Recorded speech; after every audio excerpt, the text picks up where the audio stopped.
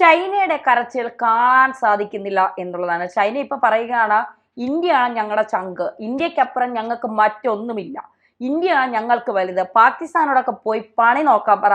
ആരാണ് ഈ പാകിസ്ഥാൻ? ഭീകരതയെ വളർത്തുന്ന പാകിസ്ഥാനോട് ഞങ്ങൾക്കൊരു തരത്തിൽ ബന്ധമല്ല. ഞങ്ങൾ ആയുധമൊന്നും കൊടുത്ത് പാകിസ്ഥാനെ സഹായിച്ചിട്ടൊന്നുമില്ല. അതുകൊണ്ട് വേണ്ടാത്തതൊന്നും മാധ്യമങ്ങൾ എഴുതി വെക്കരുത്. ഇന്ത്യ എന്ന് പറഞ്ഞാൽ ഞങ്ങൾക്ക് ഞങ്ങളുടെ ജീവനും ഞങ്ങളുടെ ജീവിതവും ഒക്കെയാണ്. കാരണം നരേന്ദ്രമോദി എന്ന് പറഞ്ഞാൽ എൻ്റെ ഏറ്റവും അടുത്ത സുഹൃത്താണ്. ഷീ ജിൻപിങ് പറയുന്നതാണ്. അതുകൊണ്ട് ഇന്ത്യയെ ഞങ്ങൾ ഇങ്ങനെ ചേർത്ത് പിടിക്കുകയാണ്. പാകിസ്ഥാനെ ഞങ്ങൾ എടുത്ത് ദൂരെ എറിഞ്ഞു. പാകിസ്ഥാൻ ഞെട്ടി തരിച്ചുപോയി. ഇന്നലെ വരെ ഇന്ത്യ ആക്രമിക്കുക എന്ന് പറഞ്ഞ് ഞങ്ങളുടെ പിന്നാലെ നടന്ന ചൈന ഇപ്പൊ ദേ കാലി വാരിയിരിക്കുന്നു. ഇവന്മാരെ ജമ്മത്ത് വിശ്വസിക്കാൻ കൊള്ളില്ല എന്ന് പാകിസ്ഥാൻ തിരിച്ചറിഞ്ഞു. ഇതുമായി ബന്ധപ്പെട്ട ജിതിൻ ജേക്കബ് എഴുതിയ ഒരു ഫേസ്ബുക്ക് പോസ്റ്റാണ് ഇപ്പൊ ചർച്ചയാവുന്നത്. ജിതിൻ ജേക്കബ് പറയുന്നത് ഇങ്ങനെയാണ്: ചൈനയുടെ കരച്ചിൽ.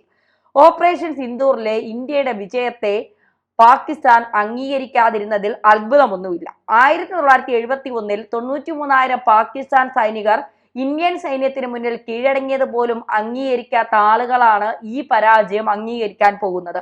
അതേസമയം നമ്മുടെ നാട്ടിൽ ഒരു വശത്ത് യുദ്ധം അരുതേ എന്ന് മോങ്ങുകയും മറുവശത്ത് പാകിസ്ഥാൻ ചൈന അവർക്ക് നൽകിയ ആയുധങ്ങളും യുദ്ധവിമാനങ്ങളും ഉപയോഗിച്ച ഇന്ത്യൻ യുദ്ധവിമാനങ്ങൾ വെടിവെച്ചിട്ടു.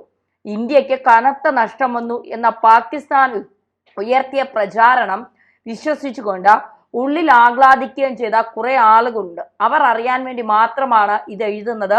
ഒരു മനസ്സുഖം, വേറെ ഒന്നുമില്ല. എത്ര വ്യാജ പ്രചരണം നടത്തിയാലും അതിന് അധികം ആയുസ് ഉണ്ടാകില്ല എന്നത് ഇന്ന് വീണ്ടും തെളിഞ്ഞു. ചൈനയുടെ പ്രതിരോധ കമ്പനികളുടെ ഷെയറുകൾ മുഴുവൻ അടിച്ച് താഴെപ്പോയി. 9% വരെ തകർച്ചയാണ് നേരിട്ടിരിക്കുന്നത്. ചൈന നൽകിയ ആയുധങ്ങളുമായി ഇന്ത്യയെ പ്രതിരോധിക്കാനും ആക്രമിക്കാനും ശ്രമിച്ച പാകിസ്ഥാൻ സൈന്യം ദയനീയമായി അതിൽ പരാജയപ്പെട്ടു എന്ന് ലോകം മുഴുവൻ അംഗീകരിച്ചു കഴിഞ്ഞു. അതിന്റെ പ്രതിഫലനമാണ് ആയുധ നിർമ്മാതാക്കളായ ചൈനീസ് കമ്പനികളുടെ സ്റ്റോക്ക് മാർക്കറ്റിലെ തകർച്ച സൂചിപ്പിക്കുന്നത്. ചൈനയുടെ ദീർഘദൂര സർഫസ് ടു എയർ മിസൈൽ സംവിധാനമാണ് HQ-9.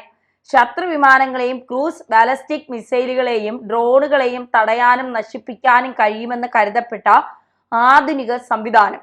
പാകിസ്ഥാന്റെ വ്യോമ പ്രതിരോധത്തിന്റെ മൂലക്കല്ലായി എഴുന്നള്ളിക്കപ്പെടുന്ന ഈ സംവിധാനത്തിന് പക്ഷേ ഇന്ത്യ തൊടുത്ത മിസൈലുകളിൽ ഒരെണ്ണത്തെ പോലും തടയാൻ കഴിഞ്ഞില്ല എന്ന് മാത്രമല്ല, ലാഹോറിൽ സ്വയം സംരക്ഷിക്കാനും കഴിഞ്ഞില്ല.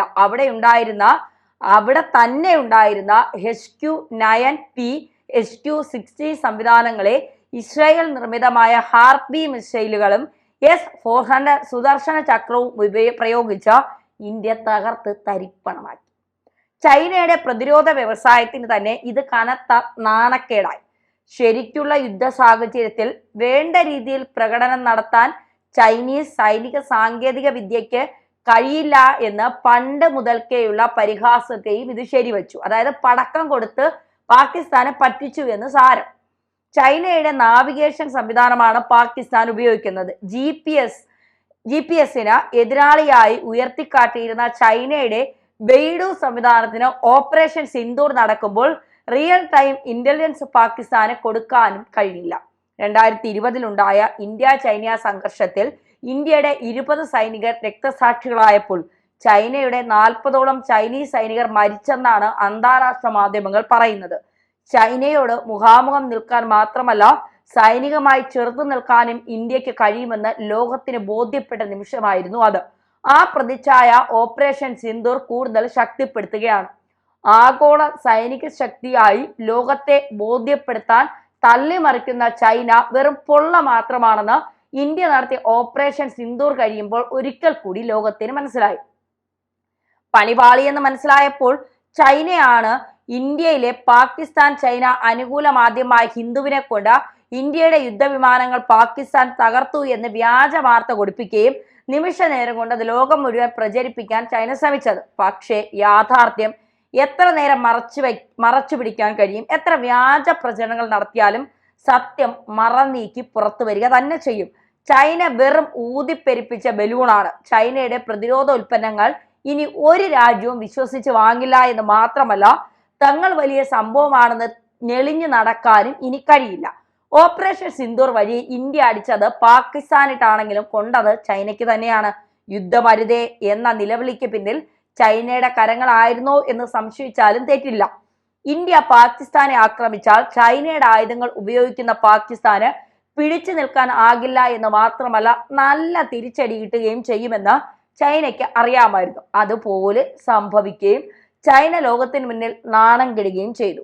യുദ്ധമരുതേ എന്ന നിലവിളിപ്പിക്കുന്നതിന് പകരം ഇന്ത്യക്കെതിരെ ഭീകരാക്രമണത്തിന് പോകരുത് എന്ന് പാകിസ്ഥാനോട് പറയുകയാണ് വേണ്ടത്. പാകിസ്ഥാൻ ഇനിയും ഇന്ത്യക്കെതിരെ വന്നാൽ അവരുടെ ന്യൂക്ലിയർ കേന്ദ്രങ്ങളിൽ വരെ കയറി ഇന്ത്യ അടിക്കും. ഞങ്ങൾ ന്യൂക്ലിയർ ശക്തികളാണെന്ന് പറഞ്ഞുള്ള ബ്ലാക്ക് മെയിലിങ്ങും ഇനി നടക്കില്ല എന്ന് വ്യക്തമായല്ലോ.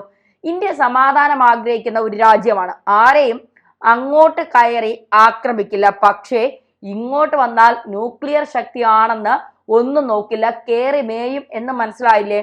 ചൈനയ്ക്ക് കൂടുതൽ നാണം കെടേണ്ട എങ്കിൽ യുദ്ധമരുതേ നിലവിളി സ്പോൺസർ ചെയ്താൽ പോരെ, മറിച്ച് പാകിസ്ഥാനോട് തീവ്രവാദികളെ തലപൊക്കാൻ അനുവദിക്കരുത് എന്ന് പറയണം. അല്ലെങ്കിൽ ഇനിയും ചൈന നാണം കെടും. പാകിസ്ഥാനെ പറ്റിച്ചതുപോലെ എത്ര ആഫ്രിക്കൻ രാജ്യങ്ങളെ ആയുധങ്ങൾ നൽകി ചൈന പറ്റിച്ചിട്ടുണ്ടാവോ? എന്തായാലും സോഷ്യൽ മീഡിയയിലെ യുദ്ധവീഡിയോകളും AI വെച്ച് നിർമ്മിച്ച വീഡിയോകളും കണ്ട് പാകിസ്ഥാൻ ഇന്ത്യയെ തകർത്തു, ബാംഗ്ലൂർ തുറമുഖം മുതൽ കൊച്ചി നാവിക കേന്ദ്രം വരെ തകർത്തു എന്ന് പറഞ്ഞ് പച്ചകൾ ആഘോഷത്തിലാണ്. അടിച്ചവനും അടികൊണ്ടവനും സന്തോഷത്തിൽ, അതേസമയം കണ്ടു നിന്നവനാണ് കരച്ചിൽ മുഴുവൻ. എന്താ അല്ലേ? ഇങ്ങനെയാണ് അദ്ദേഹം തന്റെ ഫേസ്ബുക്ക് പോസ്റ്റ് അവസാനിപ്പിക്കുന്നത്.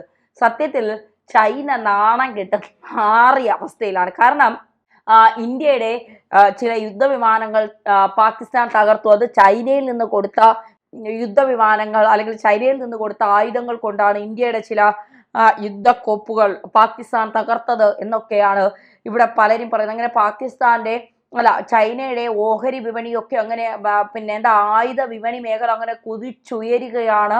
ഇന്ത്യ ഫ്രാൻസിന് കൊടുത്ത ആയുധങ്ങൾ അത്ര നല്ലതല്ല, അതുകൊണ്ട് ഇന്ത്യയുടെ ഫ്രാൻസിന്റെ ആയുധ വിപണി ഇങ്ങനെ കുത്തനെ താഴോട്ട് പോയി എന്നൊക്കെയാണ് പറയുന്നത്. പക്ഷേ സത്യം ഇതൊന്നും അല്ല എന്നുള്ളത് ഇന്ത്യൻ സർക്കാരിനും പാകിസ്ഥാനും ചൈനയ്ക്കും നന്നായിട്ട് അറിയാം. ചൈന നല്ല സാധനങ്ങളൊന്നും പാകിസ്ഥാന് കൊടുക്കില്ല. കാരണം കൊടുത്തു കഴിഞ്ഞാൽ തിരിച്ചു കിട്ടാൻ പണം വേണ്ടേ? അതുകൊണ്ട് ചൈന പടക്കങ്ങൾ കൊടുക്കും.